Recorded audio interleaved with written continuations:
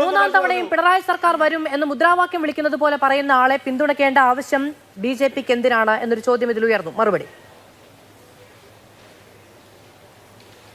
നമുക്ക് വെള്ളാപ്പള്ളി നടേശൻ കേരളത്തിലെ SNDP സംഘടനയുടെ ജനറൽ സെക്രട്ടറിയാണ്. കേരളത്തിലെ വലിയൊരു സമുദായത്തെ പ്രതിനിധീകരിക്കുന്ന ഒരു നേതാവാണ്. അദ്ദേഹത്തോട് ബഹുമാനവും ആദരവും തന്നെയാണ് BJPക്ക് എല്ലാ കാലത്തുള്ളത്. അദ്ദേഹത്തെ വിമർശിക്കുന്ന, അദ്ദേഹത്തെ തള്ളി പറയുന്ന ഒരു സമീപനം സ്വീകരിക്കേണ്ട ആവശ്യമുണ്ടോന്നൊന്നുമില്ല. ഈ കാര്യത്തിൽ കൃത്യമായിട്ട് രാഷ്ട്രീയം മനസ്സിലാക്കിക്കൊണ്ടാണ് ഞങ്ങൾ ഇതിന്റെ കാര്യങ്ങൾ വിശദീകരിക്കുന്നത്. ഇതിൽ ഞാൻ പറഞ്ഞല്ലോ, ഇതിൽ അങ്ങോട്ടും ഇങ്ങോട്ടുള്ള പരാമർശങ്ങൾ തെറ്റാണ്. രണ്ടുപേർക്കും കൃത്യമായിട്ടുള്ള താല്പര്യമുണ്ട്. പക്ഷേ ഇതിന്റെ ലാർജർ പൊളിറ്റിക്സ് ആണ് ഞങ്ങൾ കാണുന്നത്. ശ്രീ ജോസഫ് സി മാത്യു പറഞ്ഞപ്പോൾ അദ്ദേഹം തന്നെ പറയുന്നത് എന്താണ്, എപ്പോഴാണ് വെള്ളാപ്പള്ളി നടേശൻ പ്രൊവോക്ഡ് ആവുന്നത്? കഴിഞ്ഞ 10 കൊല്ലം നിങ്ങൾക്ക് എന്ത് കിട്ടിയെന്ന് ചോദിക്കുമ്പോഴാണ്. അതായത് അദ്ദേഹത്തിന് പറയാൻ മടിയുള്ള കാര്യം CPM-ന്റെ ഭരണത്തിലും ഈ സമുദായത്തിനും ഒന്നും കിട്ടിയിട്ടില്ല എന്നുള്ളതാണ്. അത് പറയാൻ അദ്ദേഹം തയ്യാറാവുന്നില്ല. അദ്ദേഹം UDF-ന്റെ ഭരണകാലത്തൊന്നും കിട്ടിയിട്ടില്ല എന്ന് പറയുന്ന സമയത്തും കഴിഞ്ഞ 10 കൊല്ലവും തങ്ങൾക്കൊന്നും കിട്ടിയിട്ടില്ല എന്നുള്ള കാര്യം അദ്ദേഹം മറച്ചു പിടിക്കുകയാണ് ചെയ്യുന്നത്. അത് കൃത്യമായിട്ട് രാഷ്ട്രീയമല്ലേ? അദ്ദേഹത്തോട് ഇന്ന് മാധ്യമപ്രവർത്തകർ ചോദിച്ചു ഏറ്റവും കൂടുതൽ കിട്ടിയത് ആരുടെ കാലത്താണ്? അദ്ദേഹം പറഞ്ഞു ആദ്യം കിട്ടിയത് R. ശങ്കറിന്റെ കാലത്താണ്. അത് പാർട്ടിയുടെയോ മുന്നണിയുടെയോ അല്ല, R. ശങ്കർ തന്നതാണ്. പിന്നെ കിട്ടിയത് ഉമ്മൻചാണ്ടിയുടെ കാലത്താണ്. അദ്ദേഹം പറയാത്ത കാര്യം പിണറായി വിജയന്റെ കാലത്തൊന്നും കിട്ടിയിട്ടില്ല എന്നുള്ളതാണ്. അതായത് ആ കാര്യം വളരെ ബോധപൂർവ്വം ഹൈഡ് ചെയ്യുകയും UDF-നെ ഒന്നും തന്നില്ല അതുകൊണ്ട് അറ്റാക്ക് ചെയ്യുകയും ചെയ്യുന്നതിന്റെ പൊളിറ്റിക്സ് വളരെ വിസിബിൾ അല്ലേ, വളരെ ക്ലിയർ അല്ലേ? രണ്ടാമത്തെ കാര്യം, ഈ പറയുന്ന വളരെ തയ്യാറെടുത്ത് ഇദ്ദേഹം എഴുതി കൊണ്ടുവന്നിട്ടാണ് ഈ ചോദ്യമൊക്കെ ചോദിച്ചത്. ഞാൻ പറഞ്ഞു അവിടെ എൻ്റെ ഒരു ചോദ്യം ഞാൻ ഇന്ന് ഈ കൗതുകത്തോടു കൂടി കാണുമായിരുന്നു. 30 മിനിറ്റ് നീണ്ടു നിന്നിട്ടുള്ള അദ്ദേഹത്തിന്റെ വാർത്താ സമ്മേളനത്തിൽ 2 മിനിറ്റ് ആയപ്പോൾ തന്നെ, അതായത് 2.5 മിനിറ്റ് ആയപ്പോൾ തന്നെ അദ്ദേഹം ഈ മാധ്യമപ്രവർത്തകനെതിരെ തീവ്രവാദി എന്നുള്ള പരാമർശം നടത്തി. ഒരു മാധ്യമപ്രവർത്തകന് അവിടെ ഇടപെട്ടിട്ടില്ല. പിന്നീട് 12ാമത്തെ മിനിറ്റിൽ അദ്ദേഹം വീണ്ടും ഇതേ പരാമർശം നടത്തുന്നുണ്ട്. പേപ്പർ നോക്കി വായിക്കുന്നുണ്ട്. ആ സമയത്ത് റിപ്പോർട്ടർ ചാനലിലെ മാധ്യമപ്രവർത്തകൻ ചോദ്യം ചോദിക്കുന്നു, എന്തുകൊണ്ട് അങ്ങനെ പറയുന്നു? ഒരു സ്ഥാപനത്തിൽ പ്രവർത്തിക്കുന്ന ആളെ പറ്റി എന്ത് അടിസ്ഥാനത്തിൽ പറയുന്നു? ബാക്കി ആരും അദ്ദേഹത്തെ പിന്തുണയ്ക്കുന്നില്ല. ഈ ചോദ്യം ചോദിക്കുന്ന ആളെ വെള്ളാപ്പള്ളി നടേശൻ പേഴ്സണലി അറ്റാക്ക് ചെയ്യുന്നു, മിണ്ടാതിരിക്കുക എന്നൊക്കെ പറഞ്ഞ് ഭീഷണിപ്പെടുത്തുന്നു. പിന്നെയും 15 മിനിറ്റ് അദ്ദേഹം നിർലോഭം അദ്ദേഹത്തിന്റെ വാർത്താ സമ്മേളനം നടത്തുന്നു. 25ാമത്തെ മിനിറ്റിലാണ് പിന്നീട് ചോദ്യം ചോദിക്കാൻ അവസരം കിട്ടുമ്പോൾ മാധ്യമപ്രവർത്തകർ മൊത്തം പ്രതീക്ഷിച്ച് ദേശീയ മാധ്യമത്തിന്റെ പെൺകുട്ടി വരെ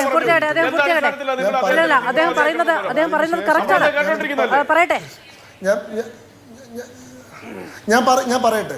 അതിനുശേഷം 25ാമത്തെ മിനിറ്റിൽ വീണ്ടും ഇദ്ദേഹം അവസാനിപ്പിക്കുന്ന സമയത്ത് വീണ്ടും ചോദ്യം ചോദിക്കാൻ പറ്റുമ്പോൾ 2 ചോദ്യങ്ങൾക്ക് ശേഷം 3ാമത്തെ ചോദ്യമായിട്ടാണ് വീണ്ടും ഈ ചോദ്യം വരുന്നത്. ആ ചോദ്യം ചോദിച്ച ആളെ ഇദ്ദേഹം തള്ളി അവിടെ ഇരുത്തുന്ന സമയത്ത് വേറൊരാൾ വീണ്ടും ഏറ്റു ചോദിക്കുന്നു. അതിനുശേഷം ഈ 30ാമത്തെ മിനിറ്റിൽ അദ്ദേഹം ഈ വാർത്താ സമ്മേളനം നിർത്തി എണീറ്റ് പോകുമ്പോഴും മാധ്യമപ്രവർത്തകർ പിന്നെ അദ്ദേഹത്തോട് ചോദ്യം ചോദിച്ചുകൊണ്ടിരിക്കുകയാണ്. ഒരു കാര്യം കൂടി എന്ന് പറഞ്ഞ് ചോദ്യം ചോദിച്ചുകൊണ്ടിരിക്കുകയാണ്. വെള്ളാപ്പള്ളി നടേശൻ അവിടെ ഇരുന്നിട്ട് ഇനി അരമണിക്കൂർ കൂടി സംസാരിച്ചാൽ അരമണിക്കൂറും കേൾക്കാൻ മാധ്യമപ്രവർത്തകർ തയ്യാറായിരുന്നു.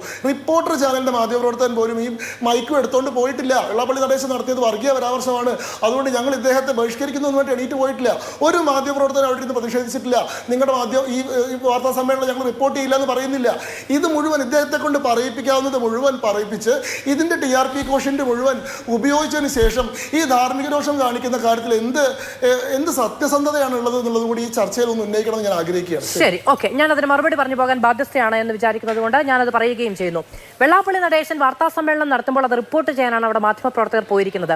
അദ്ദേഹം ആദ്യം അത് പറഞ്ഞു, ശരിയാണ്. അതിൽ പ്രതികരിക്കാത്തതിൽ എന്താണ് എന്നൊരു ചോദ്യം എനിക്കുമുണ്ട്. ശ്രീ ശങ്കുട്ടിദാസ്, പ്രതികരിക്കേണ്ട കാര്യം തന്നെയാണ്. പക്ഷേ അത് തൊഴിലിന്റെ ഭാഗമായി പോയതാണ്. ഒരു തവണ പറഞ്ഞു, 2 തവണ പറഞ്ഞു, അങ്ങ് പറഞ്ഞതുപോലെ പിന്നീട് 2 തവണ ചോദ്യങ്ങളുടെ ഭാഗമായി ഉണ്ടാവുകയും ചെയ്തു. വെള്ളാപ്പള്ളി നടേശൻ പറയുന്നത് വർഗീയതയാണെങ്കിൽ അത് കേരളം കേൾക്കേണ്ടതാണ്. വെള്ളാപ്പള്ളി നടേശനെ നവോത്ഥാന സമിതിയുടെ അധ്യക്ഷനായി വെച്ചിരിക്കുന്നതിന്റെ അർത്ഥം എന്താണ് എന്ന് കേരള ജനത ചിന്തിക്കേണ്ടതാണ്. അദ്ദേഹം ഒരൊറ്റ ചോദ്യം ചോദിക്കുമ്പോൾ പിന്നീട് അദ്ദേഹത്തിന്റെ ഉള്ളിലിരിപ്പ് പുറത്തു വരാത്ത രീതിയിൽ അവിടെ ഒരു പ്രശ്നമുണ്ടാക്കി മാധ്യമപ്രവർത്തനം അല്ലെങ്കിൽ വാർത്താ സമ്മേളനം ബഹിഷ്കരിച്ചു പോയാൽ വെള്ളാപ്പള്ളി നടേശൻ പറയുന്നത് കേരളം കേൾക്കില്ല. ഈ തരത്തിലല്ല, ഇതിനേക്കാൾ വിദ്വേഷപരമായ പരാമർശങ്ങൾ, ഇതിനേക്കാൾ അവഹേളിക്കുന്ന തരത്തിലുള്ള പരാമർശങ്ങൾ ദിനേന എല്ലാ രാഷ്ട്രീയ പാർട്ടികളിൽ നിന്നും കേട്ടുകൊണ്ട് തന്നെയാണ് കേരളത്തിലെ മാധ്യമപ്രവർത്തകർ ജോലി ചെയ്യുന്നത്. അത് CPM-ന്റെ ഭാഗത്തു നിന്നും കഴിഞ്ഞ ദിവസവും ഒരു ചർച്ചയിൽ പറഞ്ഞു, ഇറച്ചിക്കടയുടെ മുന്നിൽ നിൽക്കുന്ന പട്ടികൾ എന്ന പരാമർശം കേരളത്തിലെ മാധ്യമപ്രവർത്തകർ കേട്ടിട്ടുണ്ട്. കേരളം കേൾക്കട്ടെ എന്നേ നവോത്ഥാന നായകന്മാരുടെ വാഗ്വിലാസം. കേരളം കേട്ടാലേ ഇത്തരം ചർച്ചകൾ ഉണ്ടാവുകയുള്ളൂ. ആത്മരോഷമില്ലായ്മ കൊണ്ടല്ല, ചെയ്യുന്ന തൊഴിൽ തുടർന്നും ചെയ്യേണ്ടതാണ് എന്ന ബോധ്യത്തിൽ നിന്ന് തന്നെയാണ്. ഇത് കേൾപ്പിക്കലാണ് ദൗത്യം, തൊഴിൽ എന്നുള്ളത് കൊണ്ടാണ് ആ വാർത്താ സമ്മേളനം ബഹിഷ്കരിക്കാതിരുന്നത്. പറയും. ഒരു മിനിറ്റ് എനിക്ക് തരാമോ? അങ്ങ് ഇപ്പൊ പറഞ്ഞിട്ടുള്ള വിശദീകരണം അങ്ങ് ഇതുവരെ പറഞ്ഞ എല്ലാ കാര്യത്തെയും റദ്ദാക്കുന്നതും പരസ്പര വിരുദ്ധവുമാണ്. ഒന്ന്, കേരളം ഒരിക്കലും കേൾക്കാൻ പാടാത്തൊരു പരാമർശമാണ് ഇത്, എന്തുകൊണ്ട് ഇതിവിടെ ഉണ്ടായി എന്നാണ് ആദ്യത്തെ ചോദ്യം. ഇപ്പൊ പറയുന്നത് വെള്ളാപ്പള്ളി നടേശൻ അത് പറയുന്നത് പരമാവധി പറയട്ടെ, അത് കേൾപ്പിക്കലാണ് ഞങ്ങളുടെ ആവശ്യം എന്നുള്ളതാണ്. അല്ല, അദ്ദേഹം നടത്തിയ പരാമർശത്തിന്റെ ന്യായീകരണം അദ്ദേഹം പറയുന്നതാണ്. അദ്ദേഹം നടത്തിയ പരാമർശത്തിന്റെ ന്യായീകരണം അദ്ദേഹം പറയുന്നത്. പിന്നെ ഇത് നോക്കൂ, കേരളം ഒരിക്കലും കേൾക്കാൻ പാടില്ലാത്തത് എന്ന് പറഞ്ഞാൽ ഒരാൾ പറയുന്നത് ഒളിച്ചു വെക്കണമെന്നല്ല അർത്ഥം. അങ്ങ് നേരത്തെ പറഞ്ഞ ഭാഷയുടെ ആ പരിമിതി അല്ല. കേരളം ഒരിക്കലും കേൾക്കാൻ പാടില്ലാത്തത് എന്ന് പറഞ്ഞാൽ കേരളത്തിൽ ആരും പറയാൻ പാടില്ലാത്തത് എന്നു തന്നെയാണ്.